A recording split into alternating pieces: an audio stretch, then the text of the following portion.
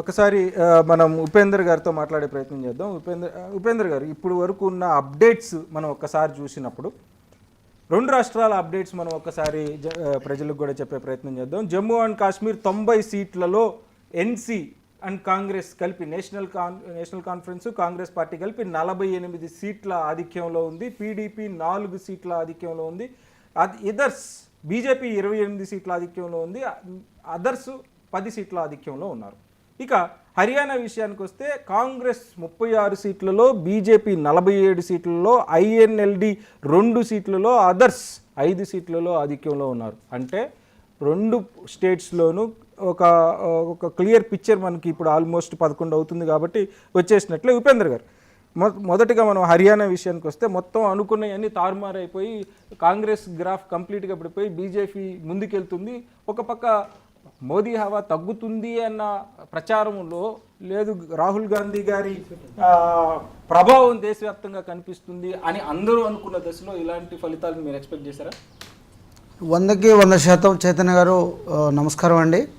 అట్లనే mic TV ప్రేక్షకులందరికీ కూడా నమస్కారం.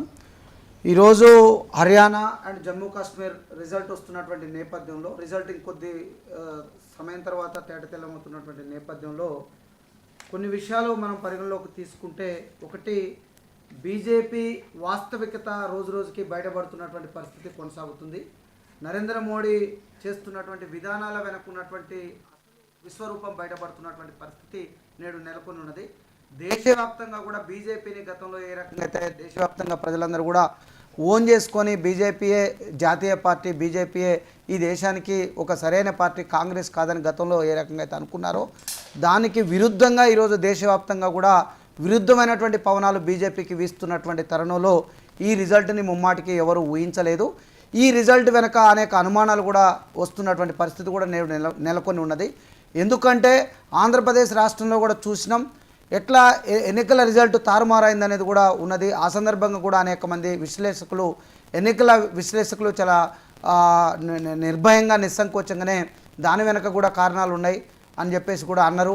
అనేక అభివృద్ధి చెందినటువంటి దేశాల్లో ఇప్పటికీ బ్యాలెట్ ఓటింగ్ పద్ధతి అనేది కొనసాగుతున్నటువంటి నేపథ్యంలో భారతదేశంలో భారతదేశం కంటే టెక్నాలజికల్గా చాలా ముందు వరుసలో ఉన్నటువంటి దేశాలు సైతం బ్యాలెట్ ఓటుకు ప్రియారిటీ ఇస్తూ ఎలక్షన్స్లో యాక్యురసీని మెయింటైన్ చేస్తున్నటువంటి నేపథ్యం ఉన్నటువంటి తరుణంలో అనేక పార్టీలు, ఈవెన్ కాంగ్రెస్ పార్టీతో సహా, రాహుల్ గాంధీతో సహా అనేక సందర్భాల్లో బ్యాలెట్ ఓటింగ్ సిస్టాన్ని తీసుకురావాలి, ఈ యొక్క ఈవీఎం మిషన్ పద్ధతి ద్వారా ఏ రకంగా కానీ ట్యాంపరింగ్ జరిగే అవకాశాలు ఉన్నాయి, ట్యాంపరింగ్ జరగడానికి చాలా అవకాశాలు ఉన్నాయని చెప్పేసి ఘంటాపదంగా మాట్లాడుతున్నటువంటి తరుణంలో ఈ సందర్భంగా ఈ హర్యానా ఓట్లను చూసినప్పుడు కొంత ఆ రకమైనటువంటి అనుమానాలకు కూడా తావిచ్చారు. ఒక్కసారి ఉపేంద్ర గారు, రియాజ్ గారు, గ్రంథాలయ చైర్మన్ రియాజ్ గారు మనతో కాంగ్రెస్ ఫలితాల గురించి మాట్లాడడానికి ఉన్నారు, లైవ్లో ఉన్నారు. ఒకసారి కనెక్ట్ చేసుకునే ప్రయత్నం చేద్దాం. రియాజ్ గారు, గుడ్ మార్నింగ్.